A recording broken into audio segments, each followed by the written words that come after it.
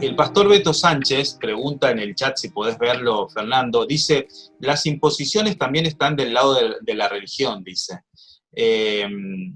Si hiciéramos lo que nos compete y le agregamos a la razón, la vivencia sería distinta. Da la impresión de que el pastor Beto Sánchez, es pastor de nuestra congregación, Beto Sánchez, está señalando sobre los problemas de los errores del cristianismo, cómo lidiar con el mal testimonio de la iglesia, ¿no? ¿Qué podemos hacer al respecto, Fernando? Espérate un poquito, estoy leyendo acá en el chat.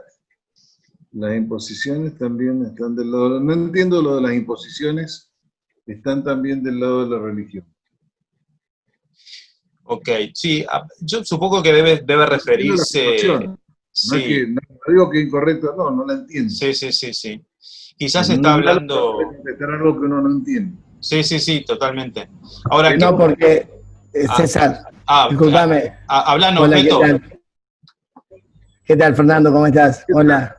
No, porque hace un ratito, como estaba hablando de las imposiciones del ateísmo, o de las imposiciones del género que se impone, entonces pensemos también nosotros que muchas cosas, por falta de enseñanza, de buena formación, también a veces imponemos con el legalismo, tienen que ser así, todos tenemos que ser de una misma manera, todos tenemos que ser de una misma forma.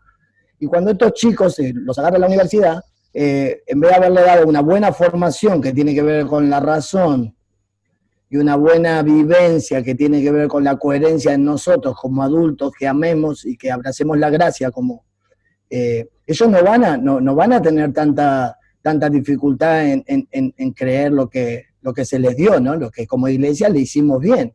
Vos, Fernando, apenas empezamos, dijiste que la iglesia es un factor muy triste que tenemos dentro de la iglesia. Entonces, creo que la formación, si le agregamos la vivencia de cada uno, en mostrarle que es lindo y que somos felices viviendo con Jesús y que estos jóvenes realmente entiendan esto. Por eso era el tema de la imposición. Cuando hablaste de la imposición que ellos tienen, también la imposición de este lado, diciéndole a nuestros hijos, tenés que ir al culto, tenés que ir a la iglesia. Sí, bueno, y los chicos están llenos de preguntas, como vos decías, y a veces no sabemos cómo.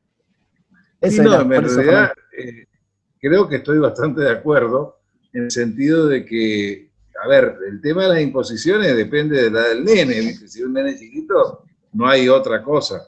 Pero yo creo que la libertad se debe ir dando gradualmente y nosotros tratar de ser en ese sentido ejemplos, siendo, digamos que, a ver, yo con mi hija mayor, que ahora tiene 35 años, cuando hablábamos bastante, y cuando ella me decía, qué sé yo, le preguntaba yo algo y me decía, yo le decía, no, eso no es una razón, dame una razón, ¿no? Y lo mismo, por supuesto, me hacía ella a mí. Yo no le podía decir porque yo lo digo. Entonces, yo creo que hay que entrenar a los chicos en eso, y creo que es sabio, y además lo exige un poco a uno, pero en definitiva, creo que es mejor. Y eso en la casa y también en la congregación. Es decir, porque yo lo digo, no es bueno ni es suficiente. A ver, a veces no hay más remedio si el chico va a meterlo en el enchufe, no hagas eso porque yo lo digo y después le explico. Pero en general sí, no pienso exactamente lo mismo que vos, sino creo que nosotros tenemos que ser en ese sentido también como Timoteo, ¿no es cierto?, ser ejemplo, y no, digamos, que realmente los chicos se convenzan. Nosotros tuvimos una serie de sermones hace un tiempo atrás justamente acerca de la obediencia y por qué es buena para nosotros. Porque, es decir, nadie, no es que va a sufrir, caer después de azufre, sino que, bueno, los judíos tenían el concepto, ¿no es cierto?, de la cerca o el muro de la ley, que no era para encerrarnos, sino para que no nos atacaran de afuera, ¿no? Y en ese sentido, creo que la moral cristiana, las costumbres son sensatas, son buenas, y a largo plazo, ¿no es cierto?, nos protegen y nos permiten vivir realmente felices. Pero, claro, hay que tratar de que eso realmente lo entiendan. Los jóvenes son rebeldes por naturaleza, y si uno los atosía, o sea, está bien, a veces son necesarias normas, pero yo personalmente pienso que la menor cantidad posible. De hecho, con mi esposa es un poco más rígida que yo, en ese sentido. En otras cosas no, pero en eso sí. Pero yo, en general, hemos tratado de no imponerles cosas a los chicos, pero que sí que entendieran por qué se las estábamos pidiendo. Sí, totalmente de acuerdo. Vos sabés que es muy interesante escuchar a Beto, porque Beto es un hombre que yo creo que está 48 horas al día en la calle, pero predicando. Predicando lo digo en serio porque Beto es increíble el don evangelístico que tiene, y lo que pregunta lo dice porque conoce la calle, ¿no? Me da la impresión, Fernando, que estás hablando mucho de paternidad. No la mencionaste la palabra, pero hay un rol importante que le estás asignando a los padres en el testimonio y en la argumentación. Yo te diría, incluso usaría un poco lo que el lenguaje de William Lane Craig, una fe razonable, ¿no? Da la impresión de que la transmisión de una fe razonable es importante al interior de la familia, ¿no? Totalmente, sí, claro que sí. Claro que sí, y eso además tiene que ser suplido en el caso, por ejemplo, de huérfanos, alguien tiene que haber una figura. A ver, no es imprescindible, no sé la posición de la congregación, pero yo creo que si bien para la salvación es absolutamente necesaria la gracia de Dios, también creo que hay libertad de elección. De hecho, eso es lo que permite que, así como hay personas que se crearon en cuna de oro y después son un desastre en la vida, hay personas que se nacieron en el fango y luego llegan a ser grandes hombres o mujeres. Y bueno, entonces hay posibilidad de elegir, ¿no es cierto? Por supuesto, insisto, con la gracia de Dios, pero hay posibilidad de elegir y nosotros no tenemos que bloquear eso de ninguna manera, ¿no es cierto? Sino encaminarlo, Claro. Dirigirlo, tratar de dirigirlo de la mejor manera posible para que los chicos tomen las decisiones correctas. Y si ven cuando se equivocan, bueno, hacer como Dios hace con nosotros, tenernos paciencia también, ¿no? Claro. Por más que por ahí algún reto se van a ligar. Claro, obvio. El diálogo evangelístico y hacer misión al interior de la casa, ¿no? De la familia. Sin duda, sí. Ahora, Fernando, lo que pasa es que en la casa en definitiva es donde te tenés que sacar la careta. Entonces, claro. Es muy importante que en tu casa seas tan coherente como afuera, ¿viste? Si no sos coherente en tu casa, no sé cuánto valor tiene lo que hagas afuera. Dios puede usar muchas cosas, pero para mí eso es fundamental. Fernando, vayámonos al terreno más difícil para la iglesia actual, que es el discurso de género y el discurso abortista. ¿Cómo hago, Fernando, si llevo a los hermanos a predicar a la Plaza del Pueblo y me cruzo con una feminista extrema abortista y con una persona transgénero? ¿Cómo encarar, Fernando, esos casos hoy tan difíciles para nuestras congregaciones? Bueno, yo creo que el tema del aborto en realidad, yo creo que es muy diferente un caso que el otro. Y lo creo lo siguiente. En el caso del aborto, prácticamente está claro, y eso se manifestó, digamos, en la discusión, los debates, etcétera, que los argumentos a favor son muy pobres. O sea, el hecho de que existe vida humana, de que los derechos humanos incluyen el derecho a la vida, y que uno puede definir de diversas maneras lo que es una persona, pero no puede distinguir, aunque nuestro Código Civil define como una persona del momento de la concepción, pero que en definitiva conceptualmente no se puede separar una cosa de la otra. Yo creo que el abortismo más que nada apela a argumentos emocionales, no racionales, hoy en día. Porque la ciencia está totalmente, digamos, clara en ese sentido. En el caso de la ideología transgénero es un problema porque, o de toda esta ideología de género, es un problema porque en realidad esto surge,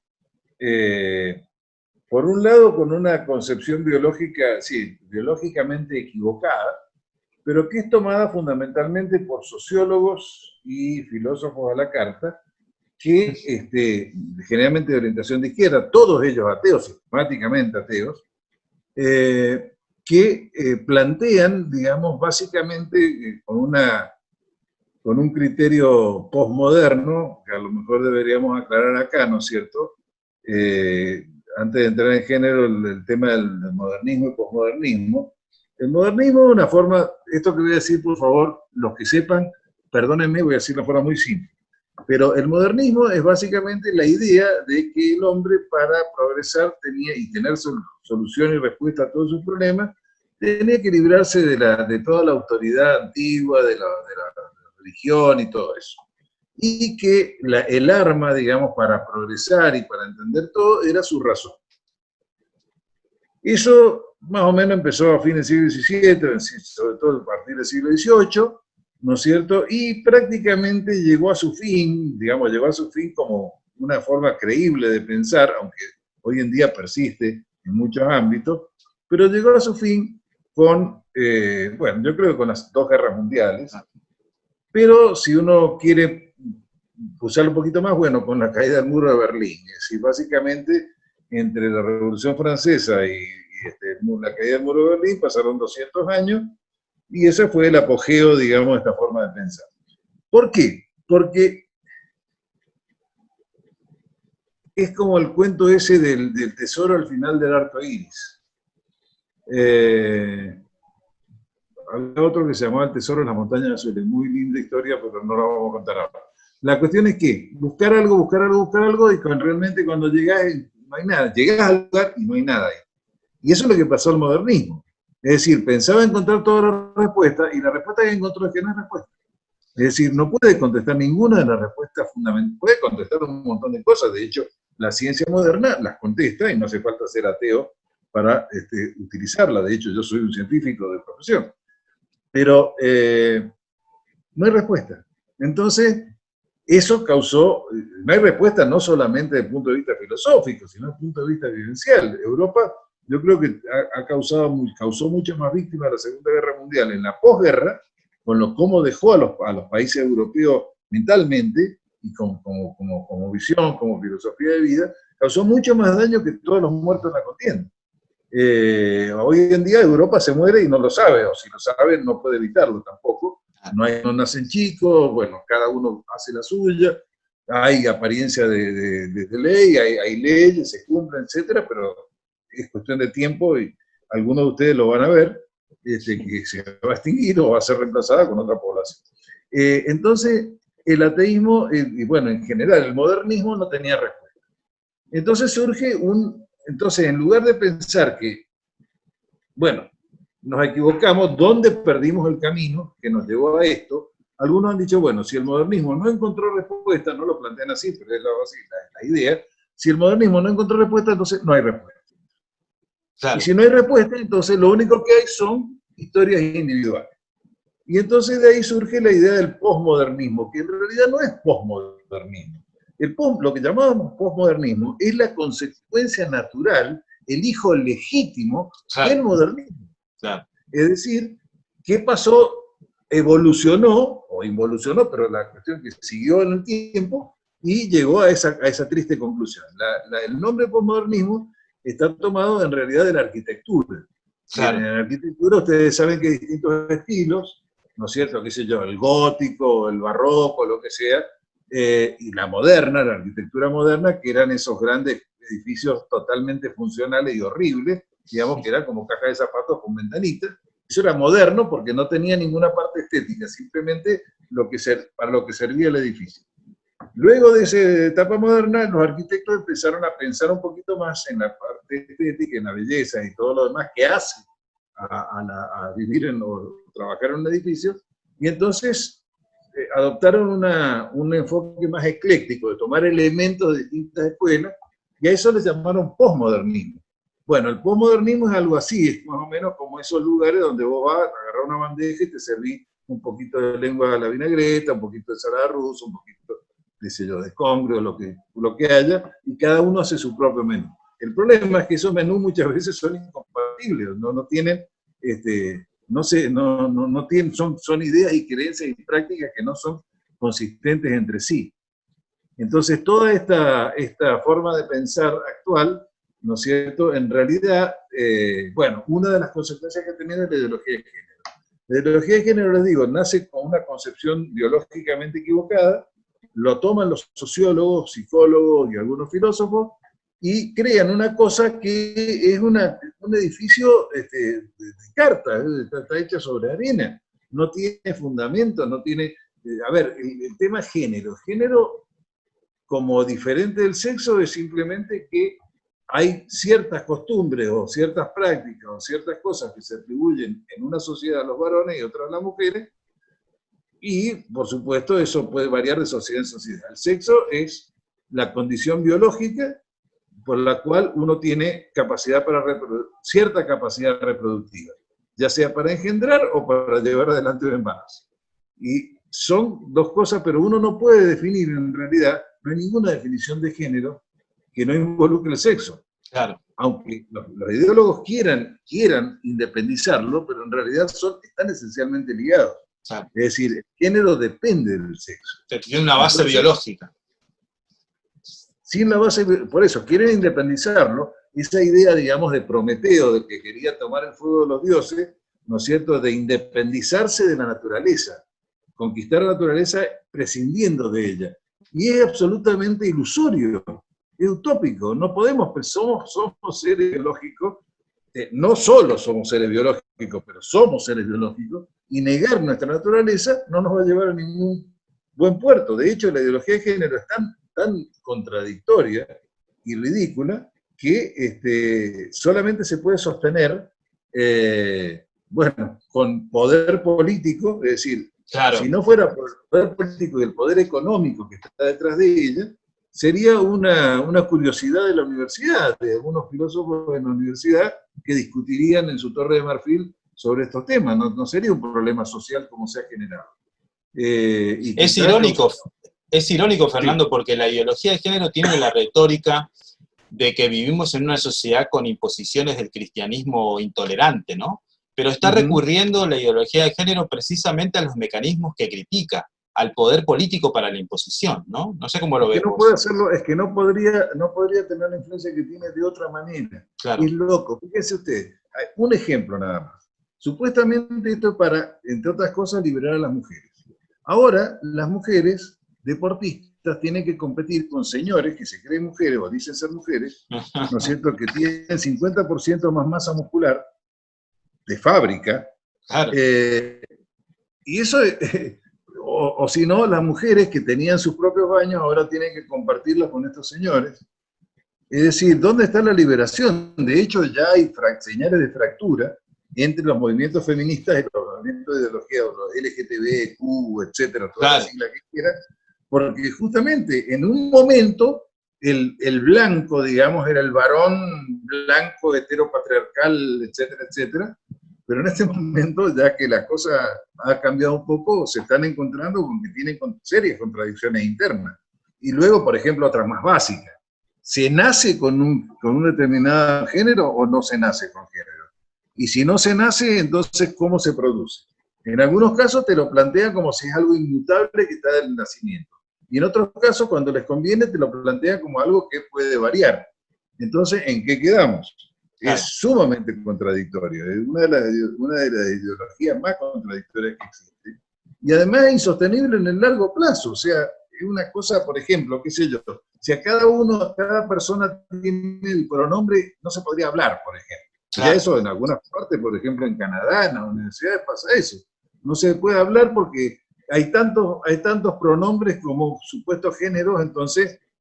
¿Cómo hace un profesor para dirigirse al alumno si no sabe exactamente cómo quiere, si se equivocó? Supónganse que se equivocó. Es totalmente, o sea, es impracticable. Y yo creo, sinceramente, que esto va a pasar. No digo que vaya a pasar el año que viene, pero va a pasar porque es irracional, es impracticable, no tiene, y no, por supuesto no tiene ningún asidero, digamos, científico, claro. Ahora, pero por el momento tenemos que soportar los embates, ¿no? Claro. Sí, sí. Vos sabés que a mí no me tocó hablar con una persona transgénero en términos evangelísticos, pero sí me tocó hablar con una persona relativista. Y me pasó que cuando le hice la pregunta, volviendo un poco a lo que señalabas vos del método el método Columbo, ¿no? De este detective de hacer preguntas. Le pregunté a la persona, ¿cómo justificás vos el bien y el mal? ¿De dónde sacás tus ideas del bien y el mal? Y me pasó que la persona se enojó mucho, me levantó la voz, estábamos en casa, yo los había invitado a cenar, fue una noche de sábado, y la verdad que la situación se puso muy tensa porque me sorprendió la virulencia de la persona a la reacción. Me da la impresión, Fernando, que el espectro abortista digamos, de género, a veces podemos esperar cierta reacción violenta, ¿no? En la evangelización en la calle, ¿no? ¿Cómo ves la cosa ahí, ¿no? Por supuesto, son cosas que nosotros tenemos que esperar. Es decir, yo diría que sería raro que no hubiera reacción, digamos, es como cuando uno quiere obedecer a Dios, tiene que esperar que haya oposición. Nuestro pastor decía, el fundador de nuestra iglesia, el misionero Jaime Taylor, decía, si el camino te resulta demasiado fácil, fíjate si no estás yendo cuesta abajo. Claro. Y claro, entonces debemos esperar, y hay gente que se pone violenta, y bueno, esperar que se le pase, no hay mucho más para hacer. Lo que pasa es que ese es un tema fundamental, porque en realidad el ateo no tiene o sea, si parte que la moral es relativa, entonces Hitler hizo lo que creía correcto. ¿Cómo justifica el abuso infantil? Claro. O sea, la oposición al abuso infantil, quiero decir. Sí. Si simplemente, si sos coherente, tenés que decir, bueno, es mi posición, es mi opinión, y tu opinión importa tanto como la mía, o no importa nada igual que la mía. Claro. Entonces, ahí, listo, la base de una sociedad se supone que son no solamente convenciones, sino convicciones. Ninguna sociedad se puede sostener en el largo plazo si no comparte ciertas convicciones fundamentales. Y entre ellas, de hecho, toda nuestra legislación está basada en principios cristianos. No digo exclusivamente, pero digo en gran medida, ¿no es cierto?, está basado en la ética cristiana. No que sea lo mismo, pero sí su base está por ese lado. Entonces, si, qué sé yo, ¿por qué está mal causarle una lesión a alguien? Y bueno, porque está mal. No, hay alguna razón. De hecho, inclusive ya se han producido cambios que contradicen esto, pero parece que todavía no se han dado cuenta. Por ejemplo, hasta no hace mucho tiempo, esterilizar a una persona sin una causa médica, es decir, esterilizarla voluntariamente, por vasectomía al varón o por ligadura de trompa a la mujer, era una lesión gravísima. El médico enfrentaba muchos años de cárcel y el doble de tiempo de suspensión del ejercicio profesional. Ahora es una práctica que se puede solicitar en cualquier hospital público. Yo no digo que esté bien o mal, en realidad no, yo creo que en algunos casos está justificada, pero ahora es a demanda. Claro, hay un cambio. Y hasta no hace mucho era una lesión gravísima. Claro. Y lo mismo el aborto, es decir, en este momento sigue siendo un delito penado por la ley que no se penaliza en ciertas excepciones, está muy claramente detallada en el Código Penal, y lo quieren hacer de un delito que a veces no se penaliza, lo quieren hacer un derecho. Claro.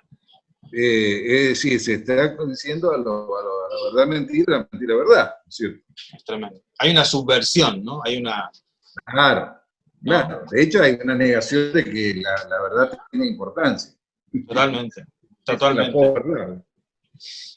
Fernando, ya estamos entrando en los últimos minutos, no quiero abusar de tu amabilidad, pero quiero usar esta pregunta que hace Gina Sabel, podés ver ahí en el chat, la doctora Sabel. Sí.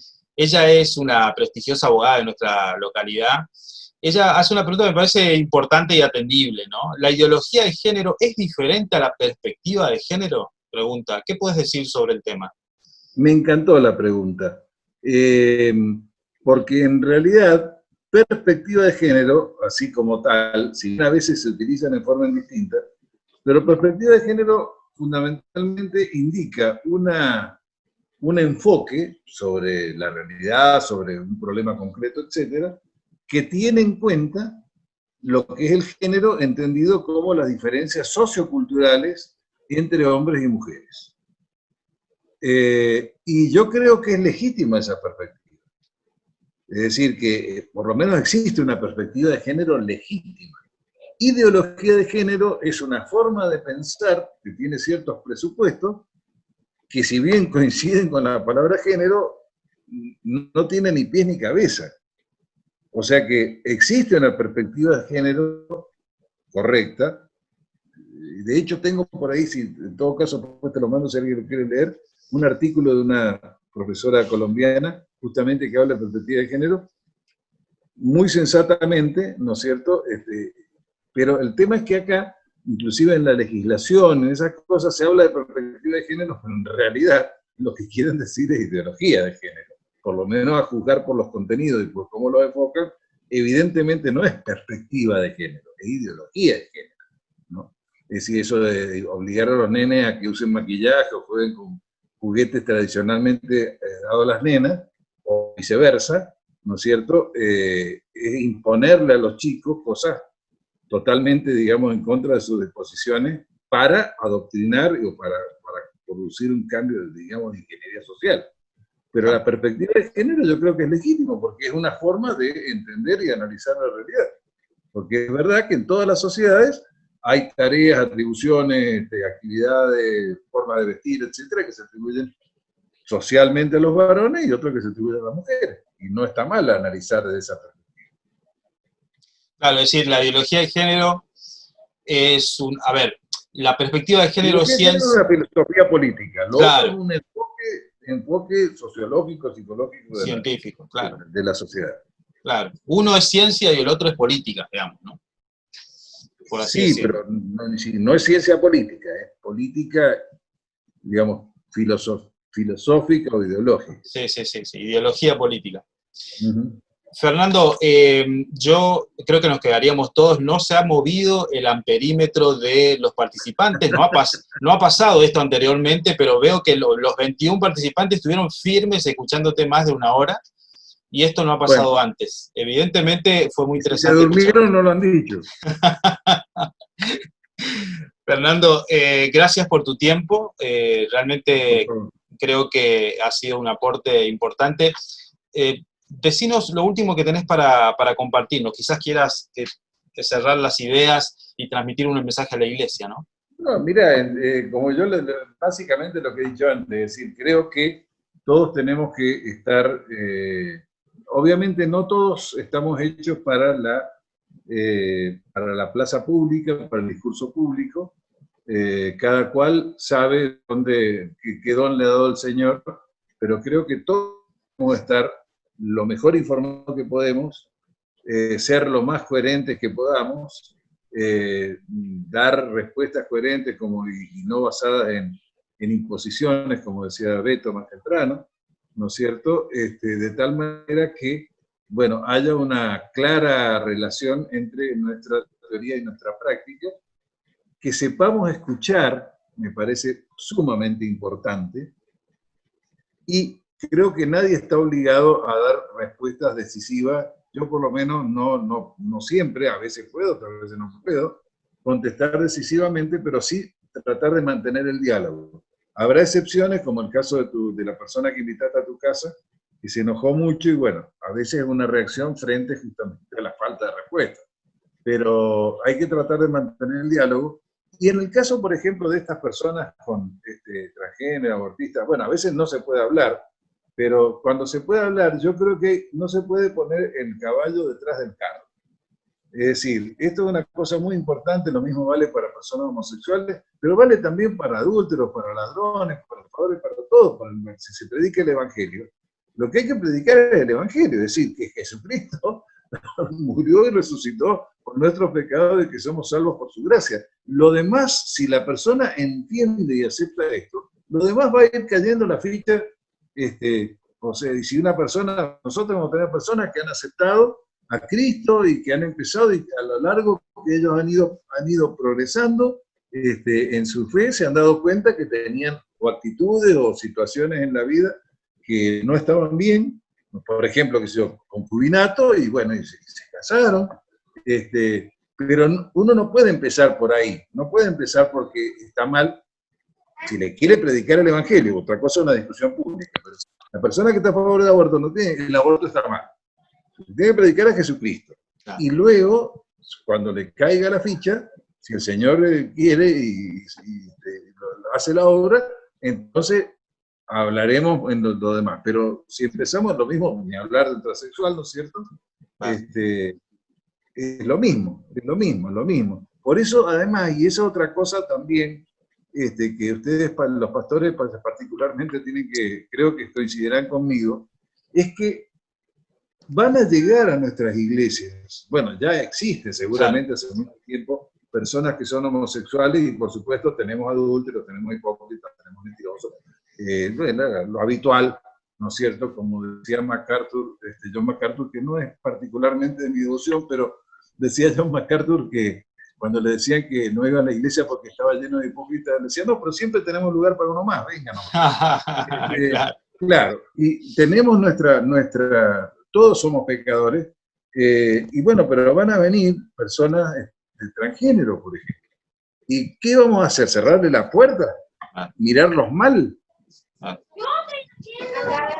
No podemos hacer eso. O sea, tenemos que recibirlo como cualquier otro ser humano que Dios ama y que no está fuera de la gracia de Dios. Y bueno, para eso nos tenemos que preparar, no solo intelectualmente, sino también espiritualmente. Eso me parece fundamental. Me encantó esto de no están fuera de la gracia de Dios. Como nosotros, ¿no? Necesitamos de la gracia de Dios, ellos y nosotros, todos, ¿no? Cristian Maya, que es pastor también de nuestra congregación, dice muy claro, la doctora Sabe le agradece tus aclaraciones, dice muy interesante, excelente. Samuel, los hermanos Samuel y Eliseo Ángel son hermanos, muy bueno, dice, agradecido, doctor. Fernando, gracias por tu tiempo, maravilloso escucharte, saludo a toda la congregación de allí de Mendoza. Hermanos y hermanas, esto ha sido todo por hoy, esto ha sido formación.